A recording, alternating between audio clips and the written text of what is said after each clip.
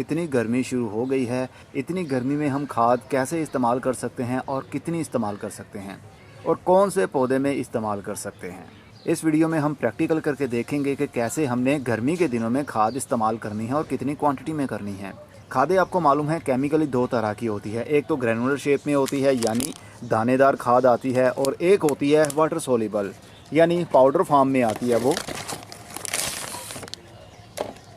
ये बिल्कुल पाउडर सा होता है। समटाइम ये पाउडर थोड़ा थोड़ा गीला भी होता है, क्योंकि फार्मूलेशन के बाद जैसे ही पैकिंग की जाती है तो थोड़ा बहुत मॉइस्चर उसके अंदर रह जाता है, लेकिन वो पानी नहीं होता। अगर पानी हम खाद के अंदर डाल देंगे तो इसका अल्टीमेट टाइम शुरू हो जाता है, मतलब कि वो एक्सपायरी डेट उसकी तभी से शुरू हो जाएगी और 24 घंटे के अंदर अंदर वो खाद आपकी एक्सपायर हो जाएगी। 24 घंटे के अंदर अंदर आपको बनी हुई खाद यानी जिस खाद के अंदर पानी डल गया है वो खाद एक्सपायर होना शुरू हो जाती है। इसलिए हमें 24 घंटे के अंदर अंदर उसको इस्तेमाल भी करना पड़ेगा। तो ये पाउडर फॉर्म में भी होती है और थोड़ा सा इसके अंदर मॉइस्चर भी हो सकता है, लेकिन वो पानी नहीं होता, वो केमिकल ही होते हैं। क्योंकि फार्मूलेशन के बाद जैसे ही फौरी तौर पर उसको पैकिंग कर दी जाए तो थोड़ा बहुत केमिकली लिक्विड उसके अंदर रह जाता है, जिसको बाद में एयर टाइट कर देते हैं तो वो मॉइस्चर उसके अंदर ही मौजूद रहता है। तो ऐसी खादों को आपने कन्फ्यूजन में नहीं आना कि वो जेली टाइप खाद है, उसके अंदर पानी है, या उसका इस्तेमाल करने का तरीका और है। बस वाटर सोल्यूबल होना चाहिए, चाहे उसके अंदर हल्का सा मॉइस्चर केमिकल के रूप में हो या फिर वो कंप्लीट ड्राई फॉर्म में हो, वो वाटर सोल्यूबल ही होगी, यानी पानी के अंदर हल हो जाने वाली खाद। वाटर सोल्यूबल खाद आप घर में भी बना सकते हैं ऑर्गेनिक रूप में। वो कैसे बनाएंगे उसके ऊपर भी इस वीडियो में ही मैं बताऊंगा आपको। लेकिन सबसे पहले हम केमिकल का इस्तेमाल गर्मी के दिनों में हमने कैसे करना है और कितना करना है। वाटर सोल्यूबल केमिकल कोई सी भी खाद हो, किसी भी कंपनी की खाद हो, उसको आप 5 लीटर पानी के अंदर 1 टीस्पून डाल सकते हैं। टीस्पून और टेबलस्पून में फ़र्क होता है। टेबलस्पून हम उसको कहते हैं जिससे हम चावल खाते हैं, और टीस्पून उसको कहते हैं जिसके थ्रू हम चीनी को लेते हैं और कप में मिक्स करते हैं। वो छोटी होती है, वो चम्मच छोटा होता है और टेबलस्पून बड़ा होता है। तो 1 टीस्पून हमने इस्तेमाल करना है 5 लीटर पानी के अंदर। ये टेबलस्पून है, मैं यही इस्तेमाल करता हूँ, लेकिन ये थोड़ी क्वांटिटी में करता हूँ। मान लीजिए अब ये पानी है आपके पास और ये 5 लीटर है। वैसे तो ये 1 गिलास पानी है, लेकिन मान लीजिए ये 5 लीटर पानी है। इसके अंदर मैं आधा टेबलस्पून में डालूँगा तो ये तकरीबन 1 टीस्पून बन जाएगा। ये फौरी तौर पर पानी के अंदर हल हो जाएगा। जो चम्मच आप केमिकल खाद या फिर केमिकल पेस्टिसाइड उसका इस्तेमाल चम्मच के थ्रू करते हैं, तो फिर वो चम्मच आप अपने किचन में मत लाइए, उसको एक सेपरेट जगह पर ही रखिए। उससे वो खाद या फिर आप पेस्टिसाइड का ही इस्तेमाल करें। खाने में कभी भी वो चम्मच इस्तेमाल ना करें। विदिन 2 मिनट्स के अंदर अंदर ही ये हल हो जाएगा। अब ये पानी हम पौधों में, मतलब उसकी मिट्टी में डायरेक्ट भी डाल सकते हैं। अगर चाहें तो इसी पानी का स्प्रे पत्तों के ऊपर, फ्रूट के ऊपर, फूलों के ऊपर भी, कलियों के ऊपर भी कर सकते हैं। अगर मिट्टी के अंदर पानी डालना हो तो हर 15 दिन के बाद 1 गिलास पानी ये खाद वाला आप गमले में डाल सकते हैं। अगर पौधे ज़मीन के अंदर लगे हुए हैं तो इसकी थोड़ी सी क्वांटिटी आप बढ़ा भी सकते हैं। तकरीबन 1 से 1.5 लीटर या 2 लीटर पानी भी एक पौधे को दे सकते हैं 15 दिन के बाद, क्योंकि ज़मीन के अंदर जब हम खाद देते हैं तो वो स्प्रेड हो जाती है, मिट्टी का काफ़ी सारा एरिया वो कवर कर लेती है। लेकिन गमले की लिमिटेड स्पेस होती है, जितनी हम खाद देंगे वो उतनी ही मिट्टी के अंदर कैद हो जाएगी। जब तक पौधा उसको लेता रहेगा तब तक उसका असर उसमें मौजूद रहेगा। तो पौधा एकदम से खाद को लेकर पूरे पौधे को नहीं देता है, 15 दिन तो उसको लग ही जाते हैं। इसलिए हर 15 दिन के बाद आप पौधों को खाद दे सकते हैं। मिट्टी के अंदर आपने खाद उस वक्त ऐड करनी है जब आपकी मिट्टी के अंदर, उस पौधे की मिट्टी के अंदर पहले से पानी मौजूद हो। अगर वो बिल्कुल सूखी हुई मिट्टी होगी तो कभी भी डायरेक्ट खाद वाला पानी आपने ऐड नहीं करना, और ना ही दानेदार खाद ऐसे स्टेज के ऊपर आपने डालनी है जब मिट्टी खुश्क हो। जब मिट्टी गीली होगी तभी आपने ये काम करना है, क्योंकि खाद की अपनी एक हीट होती है, चाहे वो गाय का गोबर हो या फिर केमिकली खाद हो या फिर कोई कंपोस्ट हो। जब मिट्टी गीली हो तभी खाद का असर पॉजिटिव में मिलता है। अगर आप सूखी मिट्टी में खाद ऐड करेंगे तो पौधे की जड़ों को एकदम से हीट वाली खाद मिलने की वजह से वो मुरझा जाएंगी। तो जब भी खाद इस्तेमाल करनी है पहले से मिट्टी गीली होनी चाहिए। 10 से 15 मिनट पहले पानी दे दें, और जैसे ही मिट्टी पानी को पी ले उसके बाद आप दोबारा से खाद वाला पानी का 1 गिलास उसके अंदर ऐड कर सकते हैं। इससे जड़ों को एकदम से स्ट्रेस नहीं मिलेगा। अगर सूखी जड़ों को सीधा सीधा ही खाद का पानी मिल गया तो हो सकता है कि वो मुरझा जाएं।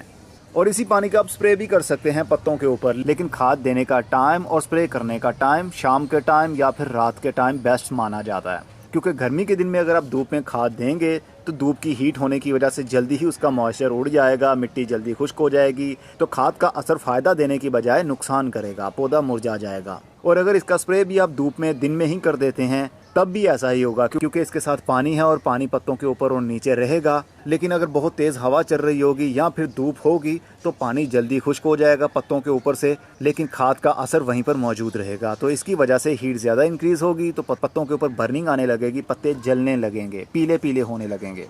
तो खाद गर्मी के दिन में किन पौधों को दे सकते हैं और कितनी दे सकते हैं?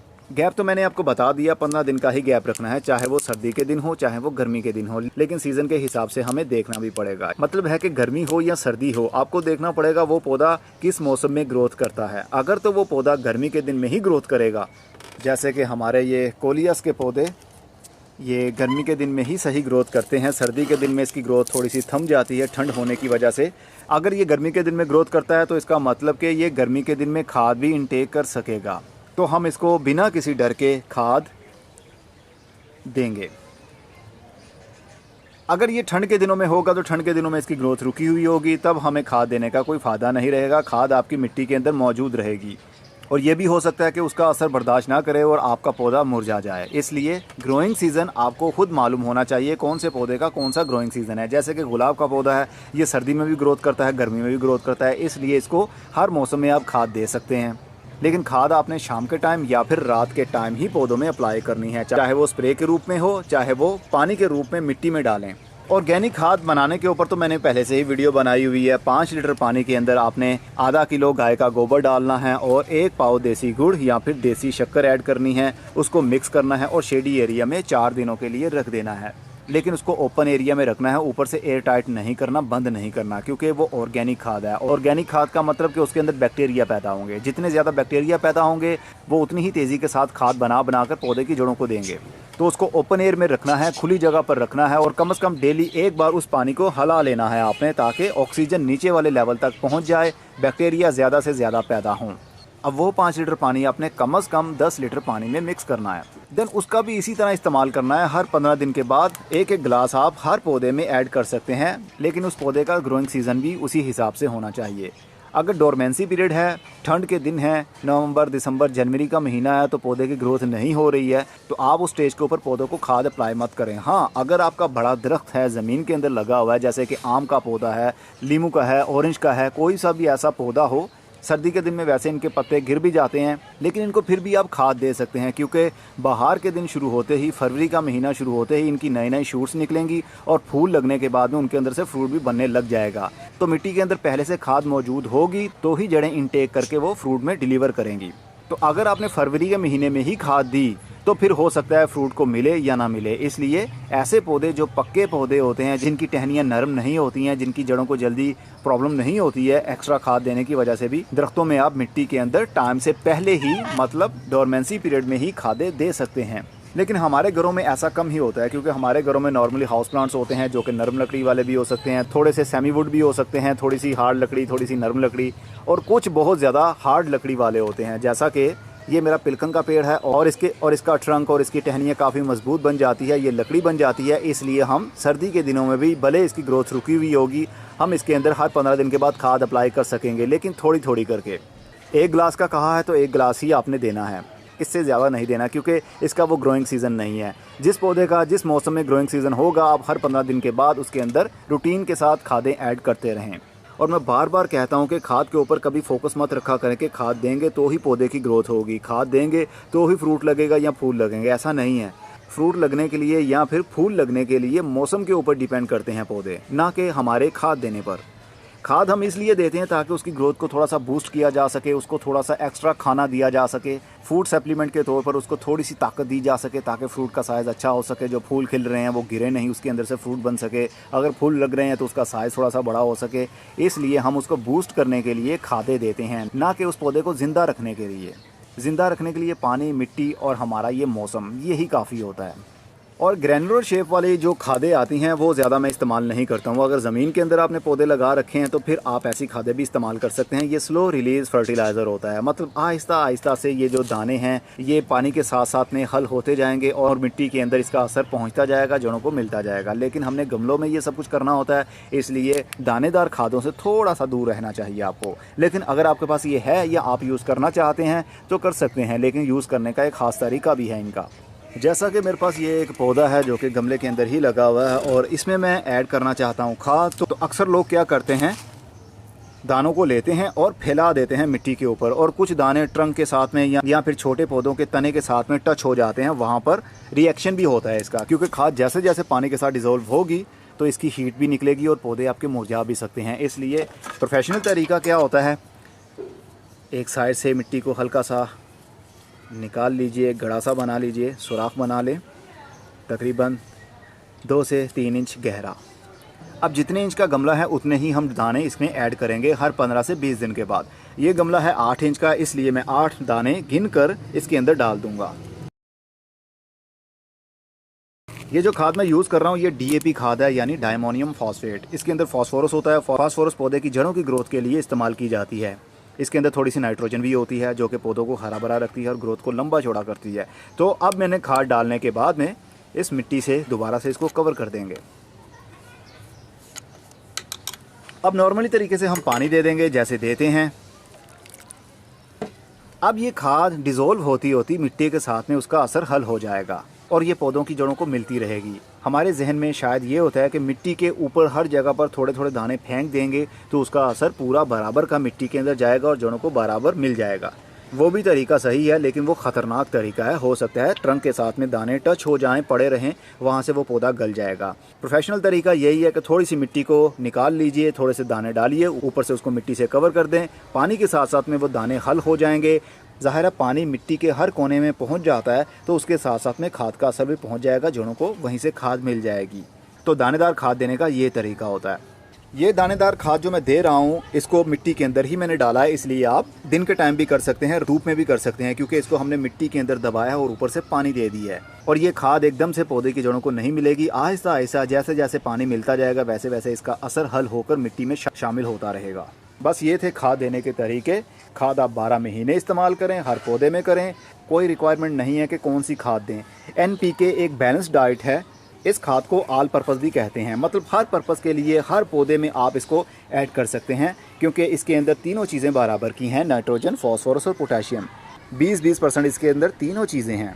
तो रेशियो के ऊपर हमने नहीं जाना, हमने अपनी गार्डनिंग को आसान से आसान बनाना है। तो बैलेंस डाइट कोई सा भी NPK हो आप इस्तेमाल कर सकते हैं हर 15 दिन के बाद। चाहे वो फ्रूट वाले पौधे में करें, फल वाले पौधे में करें, आप बैलेंस डाइट फिर भी इस्तेमाल कर सकते हैं। जो मैं अक्सर रेशियो बताता हूँ ना आपको, 5, 15, 45, या फिर जिसके अंदर पोटेशियम ज़्यादा हो वो किस स्टेज के ऊपर आपने इस्तेमाल करनी है, वो थोड़ा सा मुश्किल हो जाता है हर किसी के लिए समझना। लेकिन हमने घरों में अपनी गार्डनिंग को इतना आम कर देना है कि आसानी से हर किसी को समझ लग जाए।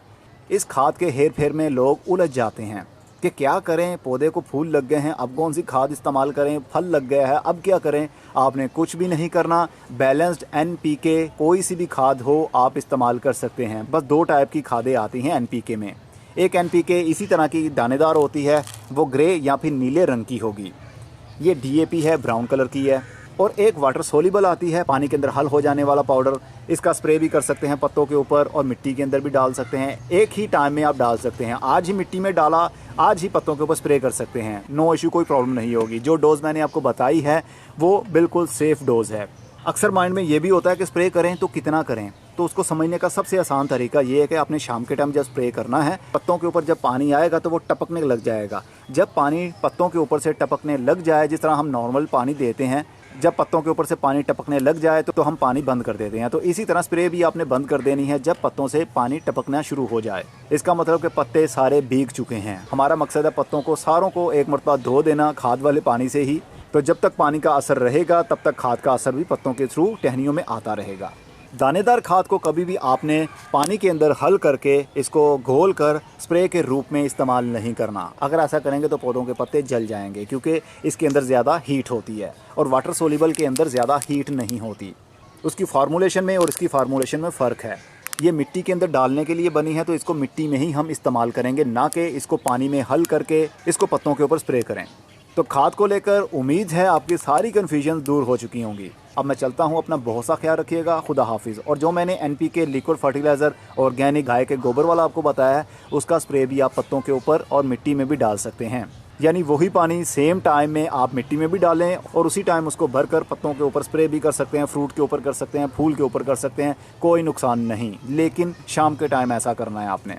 और साथ साथ ये भी बात बता दूं कि ऑर्गेनिक और केमिकल दोनों को कभी भी एक टाइम में इस्तेमाल नहीं करना, क्योंकि रेशियो अप डाउन हो जाते हैं। जाहिर सी बात है, गाय के गोबर के अंदर नाइट्रोजन ज़्यादा होती है, तो अगर आप गाय का गोबर भी उसी टाइम में इस्तेमाल कर रहे हैं और साथ में केमिकल का इस्तेमाल भी कर रहे हैं, तो नाइट्रोजन केमिकल में भी है, पोटेशियम और फास्फोरस इसके अंदर भी है, और गाय के गोबर के अंदर भी तीनों चीज़ें हैं। तो रेशियो थोड़ा सा अप डाउन हो जाता है। ऑर्गेनिक मिट्टी को नरम करता है, बैक्टीरिया पैदा करता है मिट्टी के अंदर, मिट्टी को सॉफ्ट करने के लिए, और केचुए भी पैदा करता है। लेकिन केमिकल आपकी मिट्टी को सख्त बनाता है, चटक बन जाती है मिट्टी, और उसके अंदर जितने भी बैक्टीरिया होते हैं वो मर जाते हैं। तो एक टाइम में कभी भी दोनों खादें इस्तेमाल नहीं करनी चाहिए। जब भी करना हो 4 से 5 दिन का गैप आप ज़रूर दिया करें। मतलब आज मैंने केमिकल इस्तेमाल किया है, तो आज से 3 से 4 या 5 दिन के बाद ऑर्गेनिक कोई सी भी खाद इस्तेमाल कर सकता हूँ। दोनों को साथ लेकर चलेंगे तो आप कामयाब रहेंगे। कभी भी एक चीज़ के ऊपर डिपेंड नहीं करना। केमिकली खाद बैक्टीरिया को और केचुओं को मार देती है, मिट्टी के अंदर कीड़े होते हैं उनको भी ये चीज़ें मारती हैं। ऑर्गेनिक खाद से बैक्टीरिया पैदा होते हैं, केचुए पैदा होते हैं, मिट्टी नरम होती है और उसके अंदर कीड़े भी आते हैं। तो दोनों को इस्तेमाल करने के फ़ायदे ही होंगे, आपको नुकसान नहीं होंगे। अब मैं चलता हूँ।